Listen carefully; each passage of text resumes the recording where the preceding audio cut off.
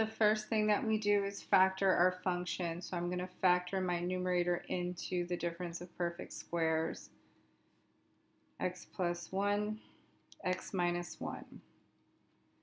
My denominator is going to be factored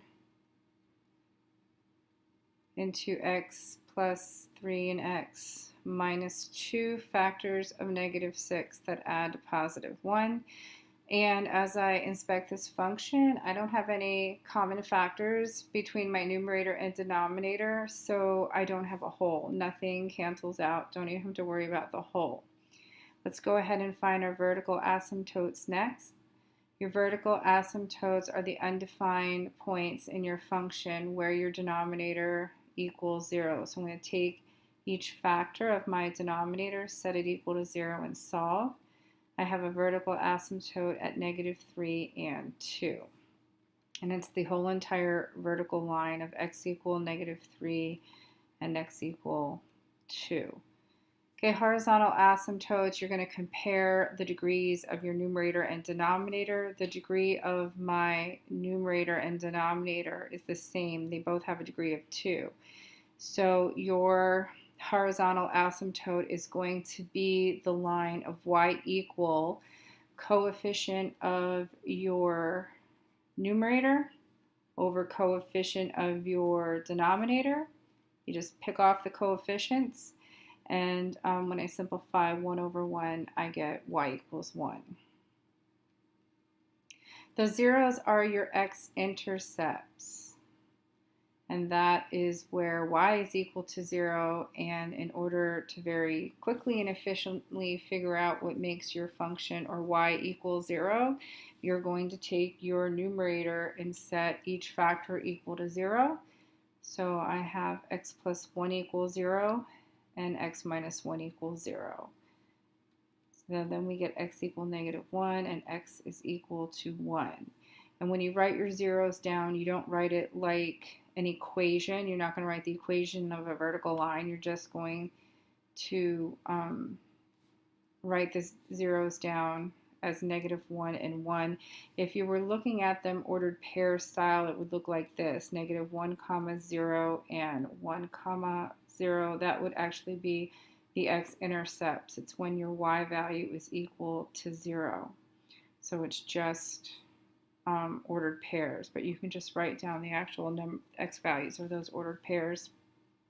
Your y-intercept is when x is equal to 0, and I like to go off the original function to do that because I just feel that it's very quick.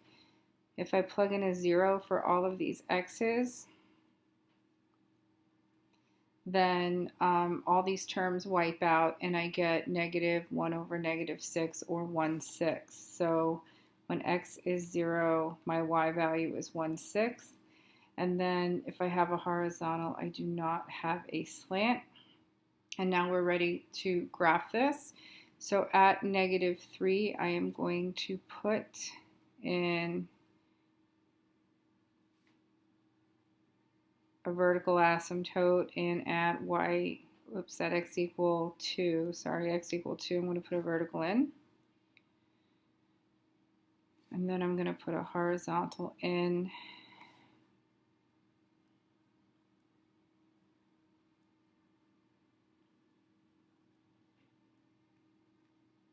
At y equal 1.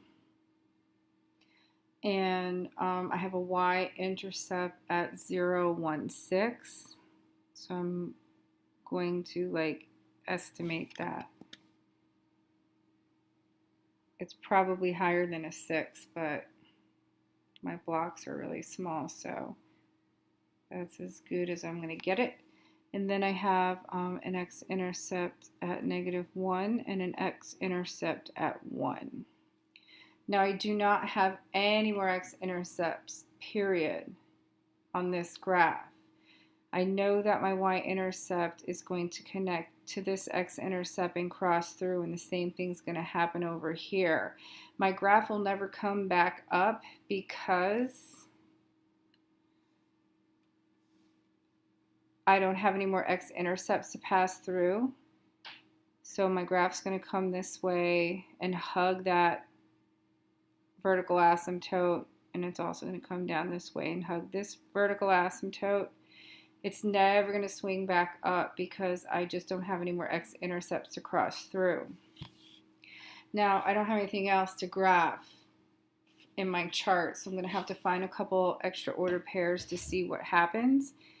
You can do this by hand, or you can just use a calculator. At this point, with all of this graph, since this problem takes long enough as is, I probably would not do this by hand, and I would just use my graphing calculator. But let's see how this comes out. If I do it by hand, let's go ahead and try -4. And you can substitute back into the factored form, or you could substitute back into the original. It doesn't matter. I'm going to substitute back into the factored form. If I substitute a -4 into the first factor, -4 plus 1 is -3. If I put a -4 into the next factor, -4 minus 1 is -5. And then a -4 back into the bottom factor here of x plus 3 is going to give me -1. And a -4 into this final factor here of x minus 2 is going to give me -6. And then my overall result is going to be positive, and it's going to be 5/2 or 2.5. So when I'm at -4, I'm up 2.5. Now you can find a couple more ordered pairs, especially if you're using your graphing calculator, but I'm not going to go ahead and do that because I just don't want to spend a lot of time on this example. I know for a fact that as I come up, I'm not going to be crossing over that vertical asymptote. I might be crossing over this horizontal asymptote. However, if I do cross over this horizontal asymptote, it's not like I'm going to be cruising down like that, because I don't have any more x-intercepts. So if I do cross over this asymptote, it's probably going to be by a little bit. Maybe I'll come back up and cross back over again, or it's just going to hug along that horizontal asymptote. If you want to know exactly what your graph is doing, then I would find a couple more ordered pairs at -5, -6, -7, and maybe even -8 to get a more accurate sketch. But I'm just going to go ahead and draw my graph in like that.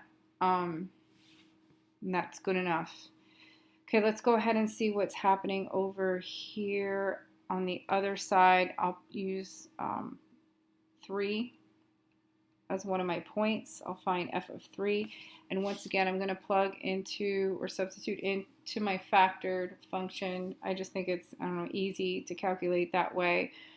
So we're going to put a 3 in, then my first factor becomes 4, the second factor becomes 2, the third factor becomes 6, and then we have a 1.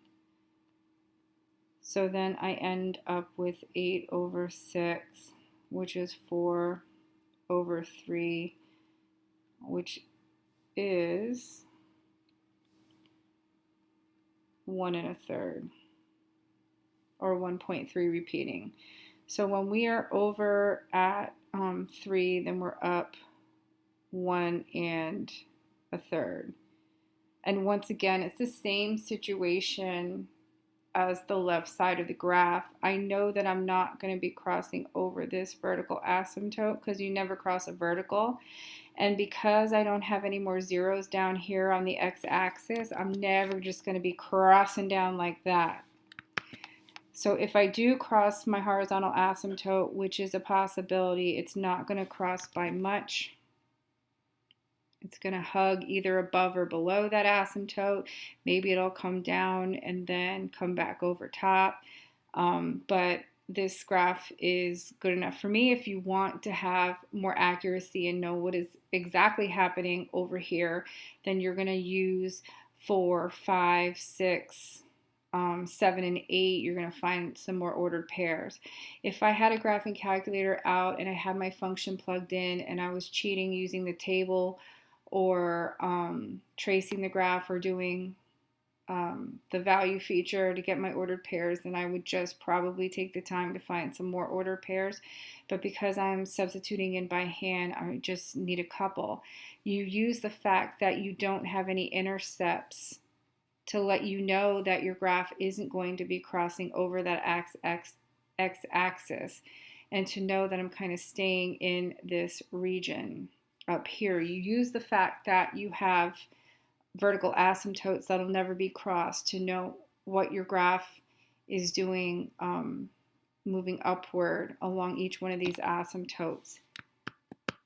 So you don't necessarily have to find another 20 ordered pairs to complete your graph.